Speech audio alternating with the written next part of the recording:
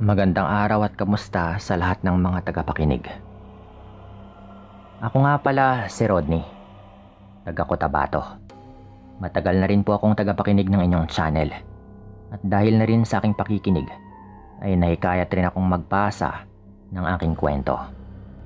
Matagal na rin sana akong nagbabalak na ipadala ito. Pero nitong linggo lang talaga ako nagkaroon ng oras.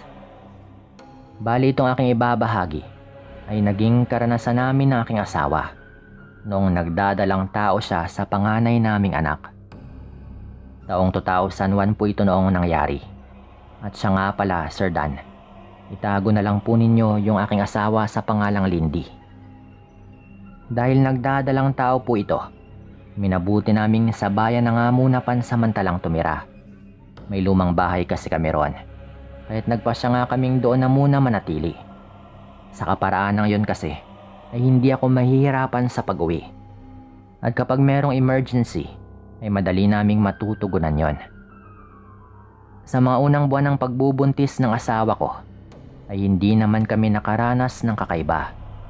Pero habang patagal ng patagal yung aming pananatili sa aming lumang bahay, pareho na nga kaming nababalisa, lalo na tuwing gabi. Isang pagkakataon noon, dahil nagpabili nga ng pansit sa akin yung aking asawa, minabuti kong dumaan na muna sa mga nagtitinda tuwing gabi. Sa pagkakatanda ko, ay bandang 7:00 na po yun ng gabi. Nais ko sanang makauwi ng maaga dahil walang kasama yung asawa ko sa bahay. Pero alam kong magagalit siya sa akin kapag wala nga akong dalang pansit sa aking pag-uwi. Lalo at nagdadalang tao nga po ito.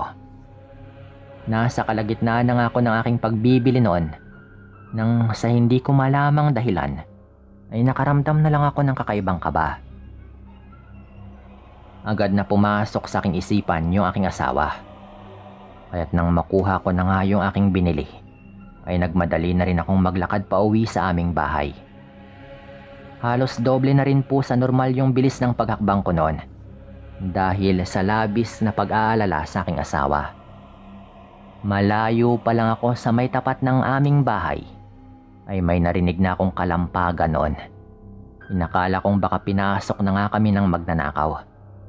Kaya't nang makarating ako sa may tapat ng bahay ay tumawag kaagad ako sa aking asawa. Hindi naman po ito sumagot, kaya't lalo pang naging masama yung aking kutob.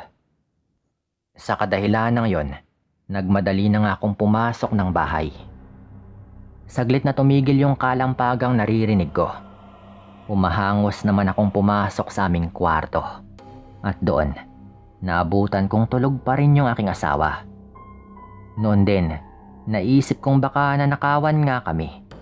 Kaya tinignan ko yung mahalagang gamit namin at nagtaka pa nga ako noon dahil maayos naman yung lahat. Napatanong na lang ako noon sa aking sarili kung ano nga ba yung gumagawa ng naturang ingay na aking naririnig. Muli akong bumalik sa aming kwarto at sinubukan kong gisingin yung asawa ko. Saktong pagkahawak ko sa kanyang tiyan ay may napansin akong parang mamasa-masang bagay. Sinubukan ko pang amuyin yon at nagkaroon ako ng hindi magandang kutob. Napakabaho po kasi ng likidong yon. At isang bagay lamang yung nasa isipan ko noon.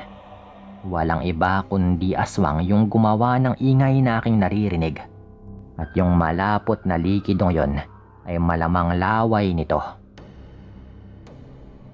Muli kong ginising yung asawa ko noon. At nang magising na nga ito ay nagtaka pa nga siya kung bakit siya nakatulog. Sinabi ko naman sa kanya kung ano nga ba yung aking naabutan. At napahawak na lamang ito sa kanyang tiyan. Sinabi nga niya na may naririnig siyang paghuni ng tiktik na umaaligid sa aming bahay. At pagkatapos daw nun ay bigla na lang siyang nakaramdam ng antok. Dahil naisip ko na baka naroroon pa rin yung aswang sa ibabaw ng aming bubong. Sinubukan kong tumingala. Ganoon na lamang yung aking pagtataka nang makita yung isang siwang na halos kasya na nga yung aking daliri. Din ay napagtanto ko na baka naroroon pa rin yung aswang, kaya't nagmadali na akong lumabas ng bahay noon. Sinubukan kong tignan yung bubong, pero wala na roon yung nilalang na gumagawa ng ingay. Napamura na lamang ako ng malakas at nagbanta, kahit na hindi ko alam kung naririnig ba ako ng nilalang na iyon. Pagkabalik ko sa loob ng aming bahay, ibinigay ko nga yung pansit sa aking asawa at naghapunan na rin po kami noon. Habang kumakain, pinag-usapan namin yung patungkol sa nilalang na kanina lang ay gumambala sa bahay. Sinabi ko rin kay Lindy na kailangan naming magmatsyag nang sa gayon ay maprotektahan namin yung aming anak. Nang gabing yon ay hindi nga ako masyadong nakatulog. Nagbantay ako sa paligid dahil takot nga akong baka bumalik pa rin yung aswang na yon. Sa kabutihang palad naman ay hindi na nga naulit pa yung panggugulo ng aswang. Inakala ko noon na yun na nga yung una at huli na pang-aaswang sa aking asawa. Pero hindi ko nga akalaing mauulit pa pala yun. Isang gabi nga noon, kakarating ko lang sa aming bahay nang meron akong mapansing gumagalaw sa may labas ng bahay.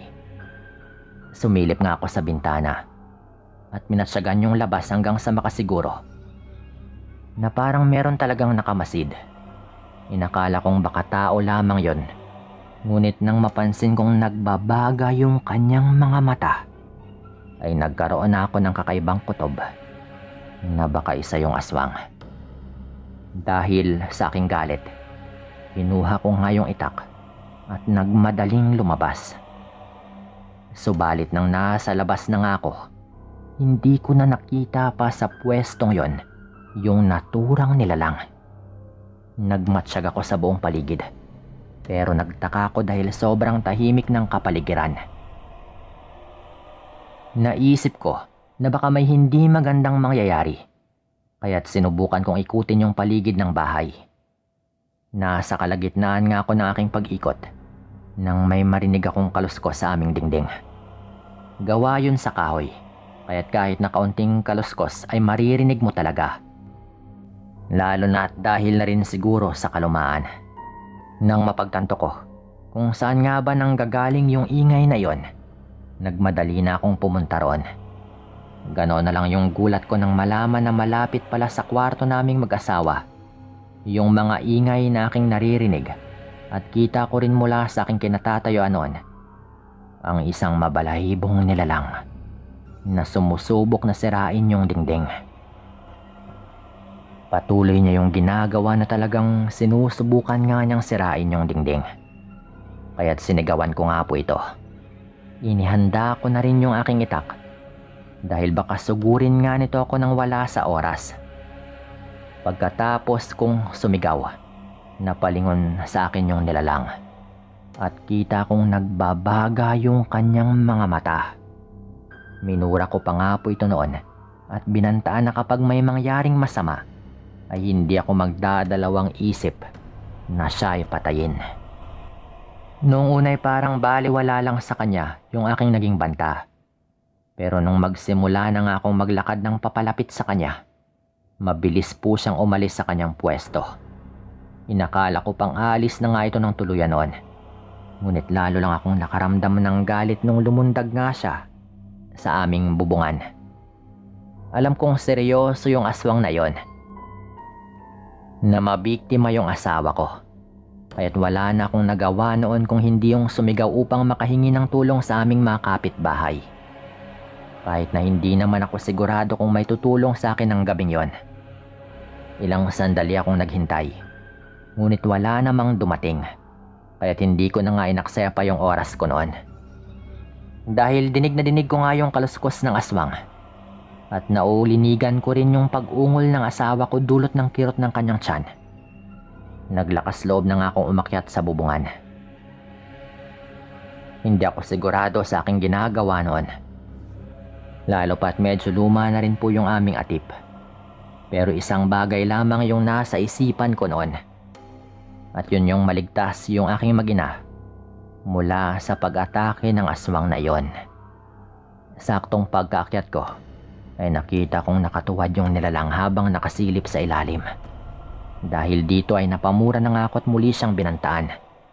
Napalingon naman po ito sa akin at kita ko yung kanyang paglalaway habang nakangisi. Sa kadahilanang ito, buong lakas kong itinapon sa kanya yung aking itak. Sa kabutihang palad ay tinamaan ko po ito sa may bandang leeg. Pero hindi nga lang ganoon kalalim yung naging sugat nito. Matapos kong gawin yon, ay narinig kong napaangil yung nilalang na iyon. Kaya't inihanda ko yung sarili ko kung anumang mangyayari. Makaraan yung ilan pang sandali, tumayo na nga yung aswang na yon at humarap sa akin. Alam ko noon ang nasa isipan nito. Kaya't naghanda na nga ako para bumaba ng mabilisan. Nagkataon naman na may narinig akong tinig na tumatawag sa aking pangalan. Kaya't napalingon nga ako noon. At saktong pagkalingon ko, ay nakita ko yung isa naming kapitbahay. Nagtanong ito kung ano nga bang problema. Kaya't sinabi ko rin sa kanya yung patungkol sa aswang na kaharap ko ng mga sandaling yon. Napamura naman kaagad yung kapitbahay namin at nagwika na bumaba na raw ako dahil magbabantay siya at susunod sa gagawin ng aswang na yon.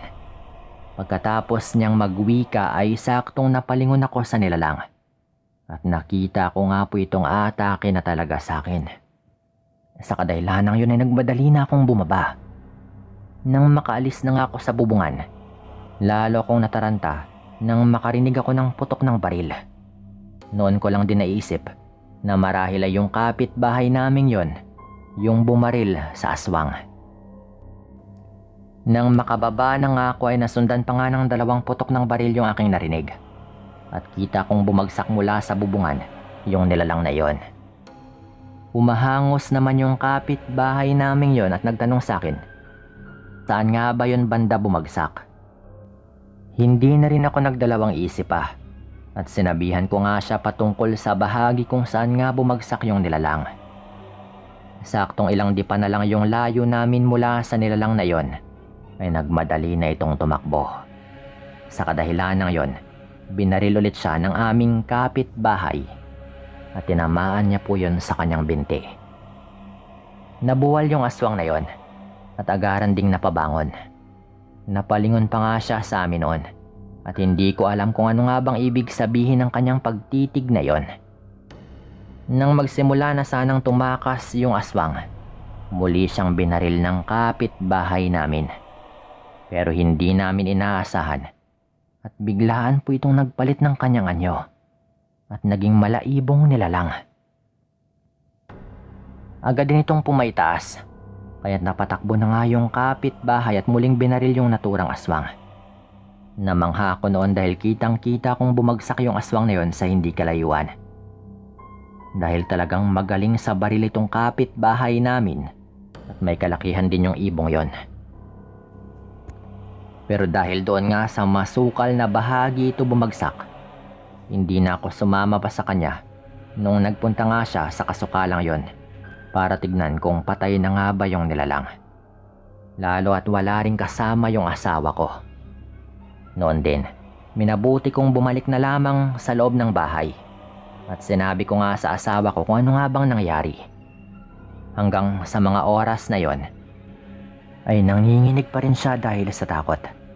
Kaya't inalo ko nga po siya hanggang sa kumalma. Makalipas yung mga higit 15 minuto, ay nakarinig ako ng pagtawag mula sa labas ng bahay. Dumungaw nga ako sa bintana at nakita ko yung kapitbahay naming yon. Sa kadahilanang ito ay nagtanong nga siya kung ano nga bang nangyari. Sinabi naman ng kapitbahay namin na nagawa niyang barilin yung aswang at natamaan daw yon sa may bandang dibdib. Yun nga lang ay hindi niya sigurado kung napuruhan niya ito dahil may dumating daw para tulungan yung aswang na yon, kaya't hindi na raw siya dumiretso para puntahan ito. Dahil nga sa nangyari, lalo nga akong nabahala na baka dumating yung araw at bumalik ulit yung aswang na yon.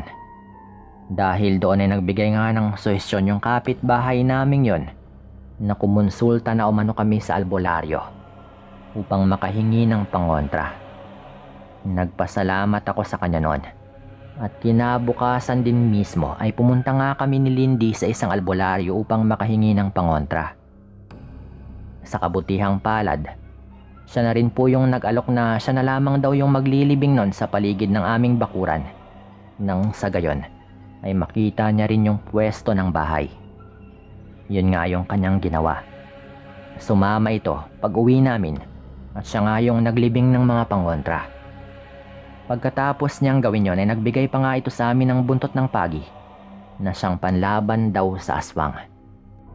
Pinagkalooban niya rin po kami ng bote na kumukulo umano kapag merong aswang na umaaligid. Pero sa kabutihang palad naman po noon, wala naman ang aswang na nagpunta sa bahay. Naipanganak rin ng asawa ko nang ligtas yung aming anak at hindi na rin po namin alam kung nagawa nga bang patayin ng kapitbahay namin yung aswang na yon o hindi. Pero hindi na rin po yun bumalik. At dito ko na rin po ito tatapusin at maraming salamat sa inyong lahat.